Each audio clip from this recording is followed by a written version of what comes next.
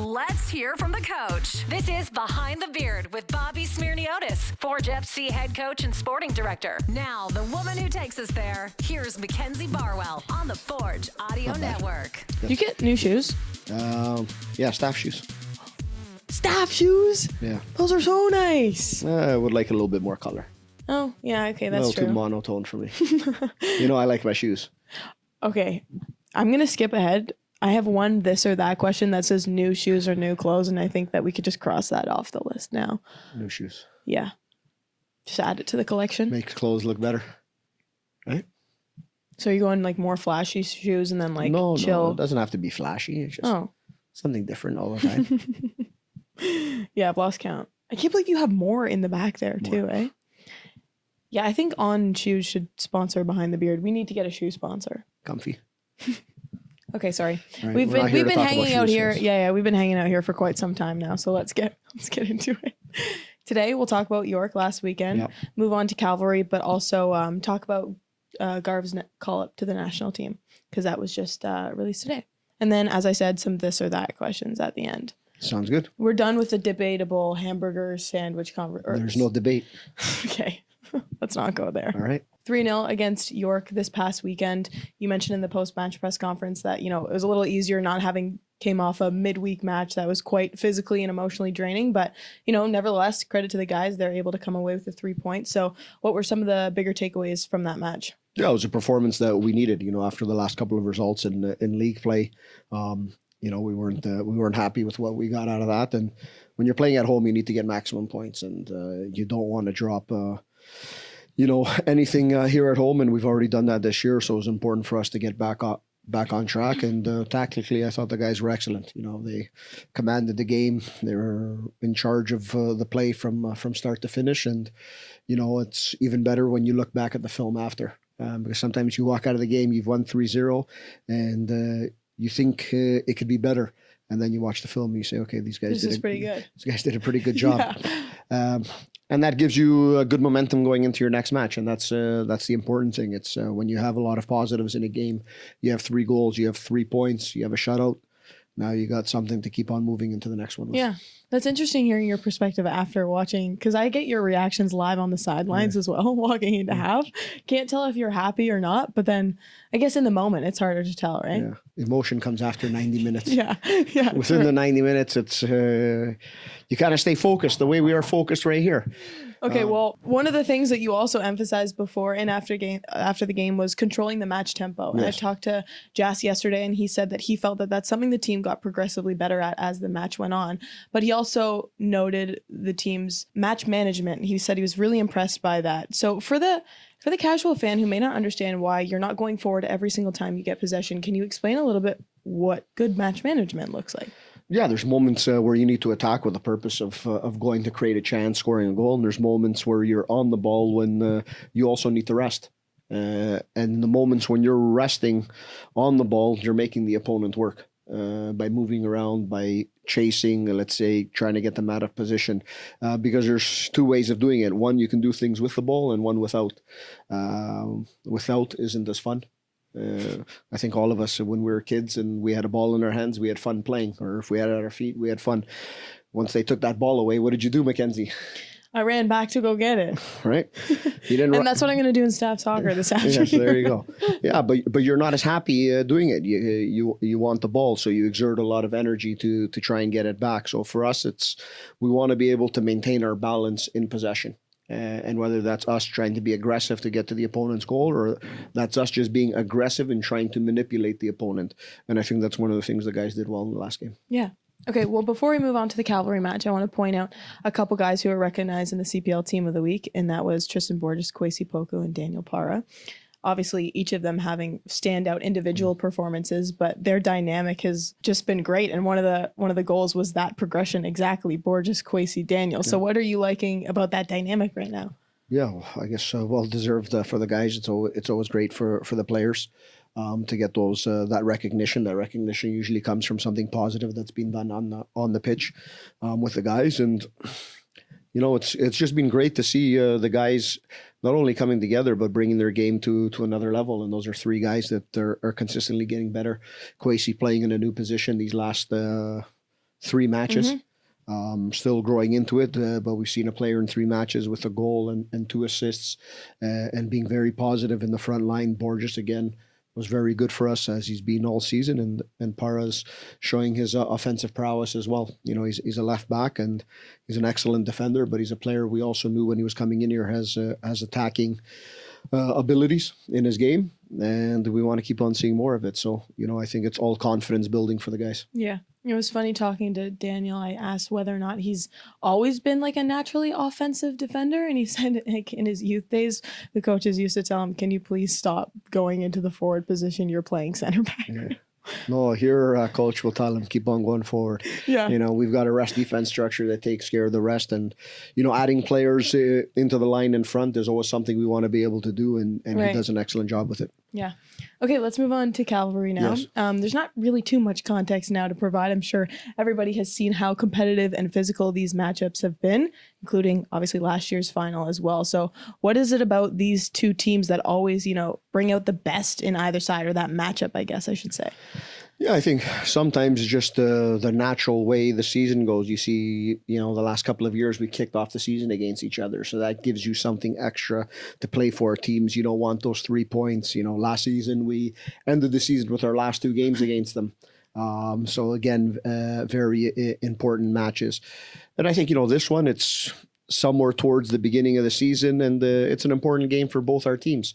You know, we're both doing different things in the standings. It's still early in the season, but for us, it's an important away trip, and it keeps us in striking distance of the top of the table. And for them, you know, they've been playing some good football, but maybe the results haven't been their way. So this is a great opportunity for them to kind of kickstart their season a little bit more forward. Right. You talk about, you know, the results not going their way. They're not losing necessarily either. They're tying a lot of games, but they're also coming off a win against an MLS opponent. So having done the same thing yourself a couple of weeks ago, what do you think the effects of that are for these 2 teams, you know, coming back into another regular season match? Yeah, I think, to be honest, for us, it doesn't make a difference in the world, because we did that on a Wednesday night and we lost on a Saturday. Right, great, that memory is gone. Fair. And that's how I function, and that's how the team functions as well. So I think, you know, that's a distant memory. That's part of history. That's written down somewhere, and that's great for everyone else to talk about in a very positive way.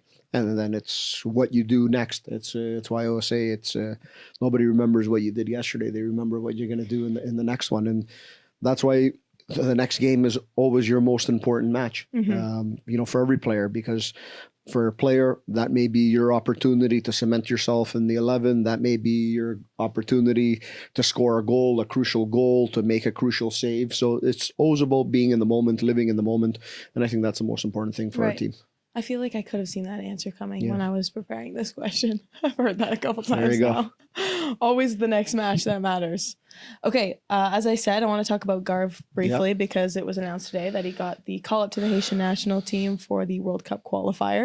And that's not the first time that he's played with this team. Last year, we saw him kind of do that back and forth a few times. So him, along with a couple other players for the Canadian team as well. So what do you think is so important about taking advantage of these call-ups?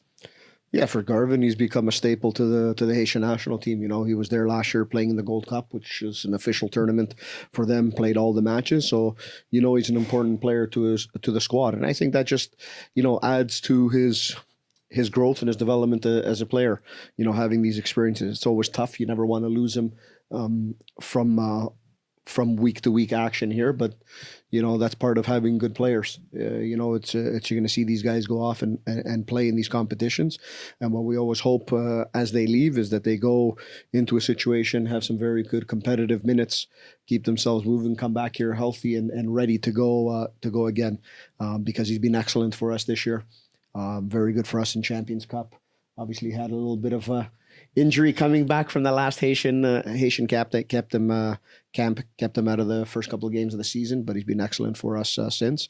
So, you know, although we'll miss him on the weekend, it's an opportunity for another player to step in, you know, to play in that role, and then we get him back for next week's match. Yeah, absolutely. You talk about that transition from Garv coming back. Obviously, that last one not ideal, but in prior seasons. For example, last year, him playing in the Gold Cup. Did you notice a shift in his play when he came back from playing at the international stage? Yeah, I think there's a level of confidence.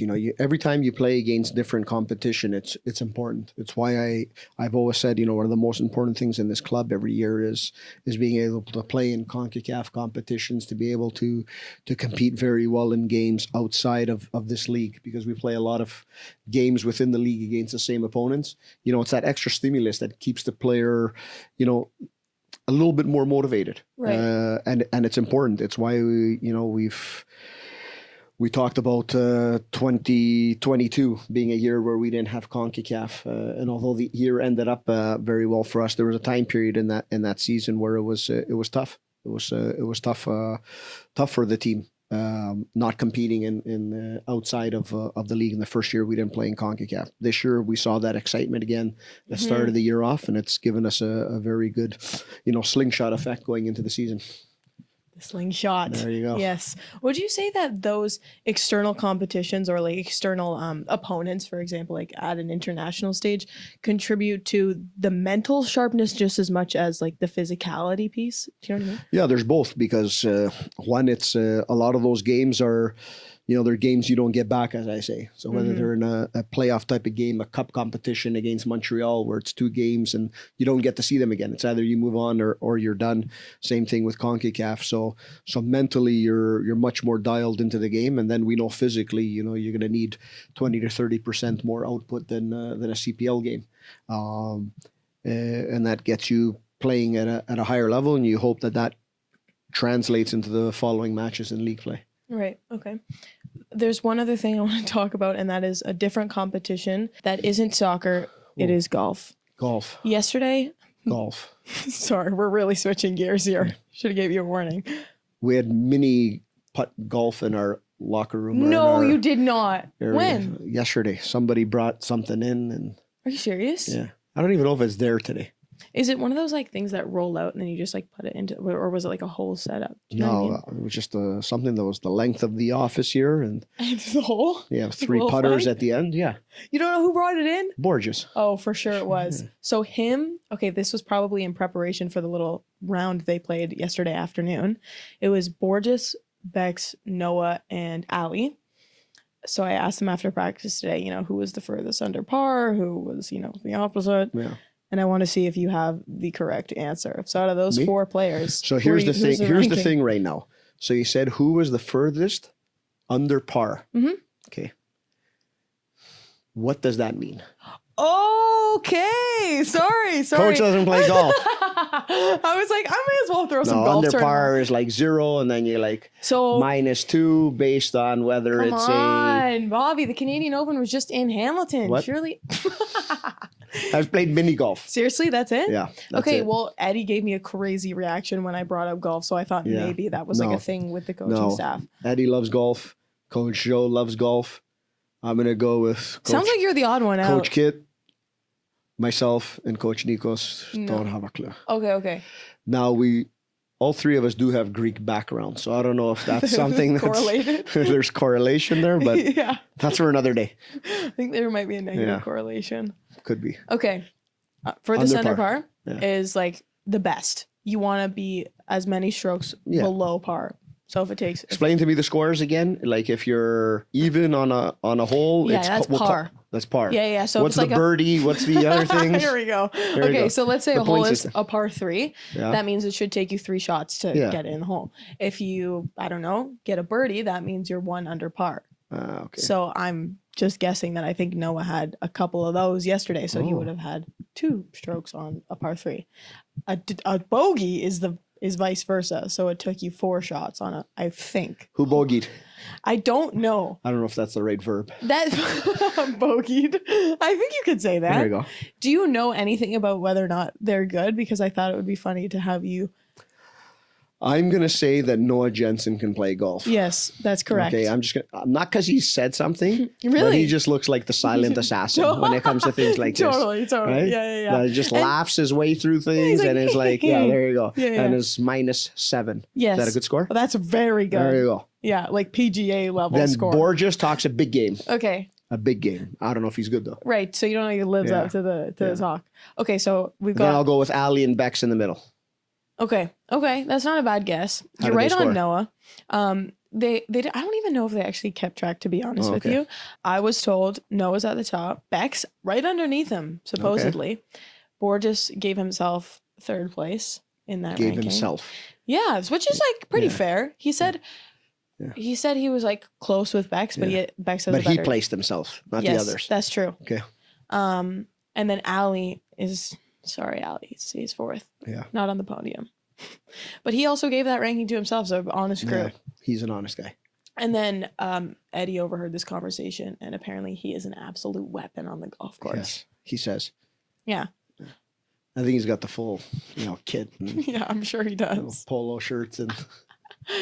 I did wear a Forge polo to the Canadian Open on There you go. Sunday. Had to How was that? Was that fun? It was really cool, There actually. you go. Well, you gotta kind of like know golf Yeah. to enjoy it.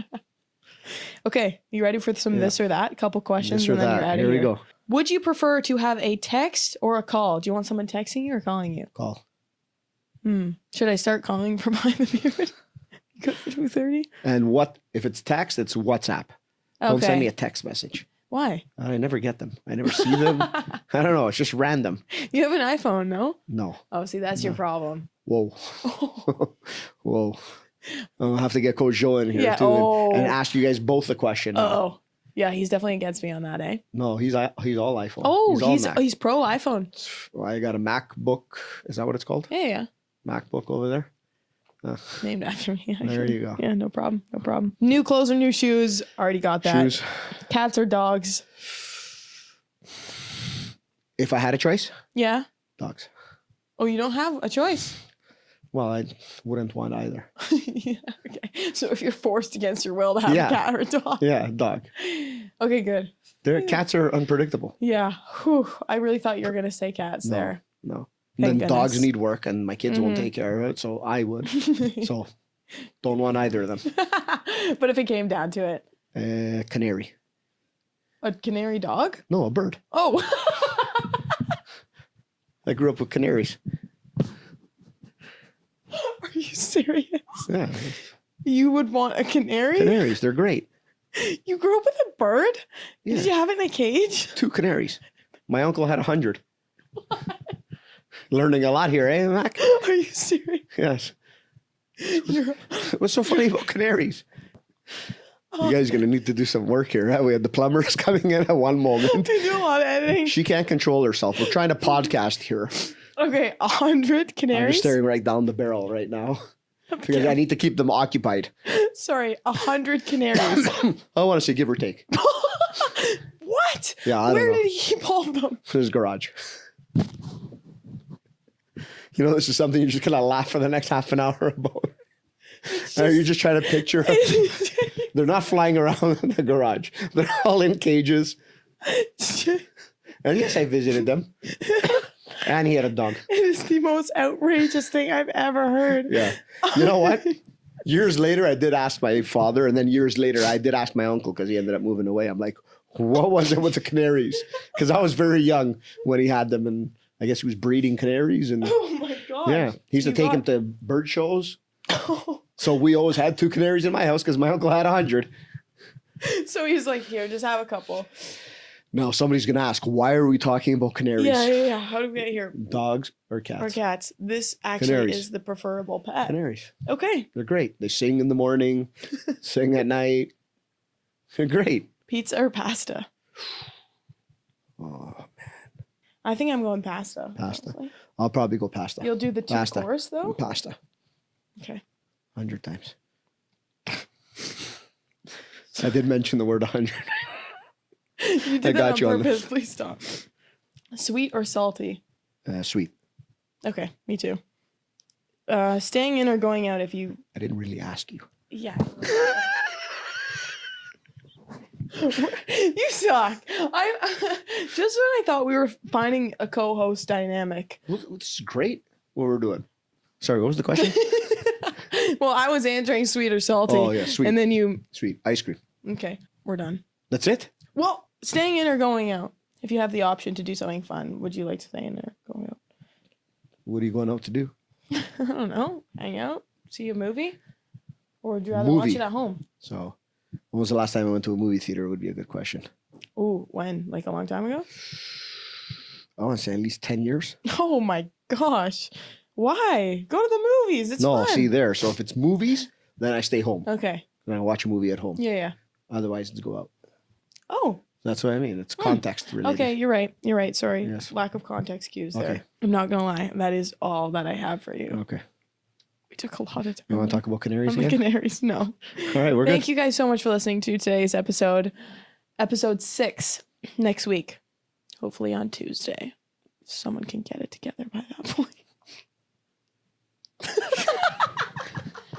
This has been Behind the Beard with Mackenzie Barwell and Bobby Smirniotis. If you like what you heard, please like, follow, subscribe, comment, and share. Looks like somebody's trying to break into my office right now. Hello. It's probably. Hey, how's it going, guys? Hey. You got a problem in there? Yes, but No, bad time? We could totally have you on though. We're good, thank you. What were we saying? Staying focused? Something along those lines? Yeah, what were we talking about? That was great. I didn't even answer yet. You obviously. How did you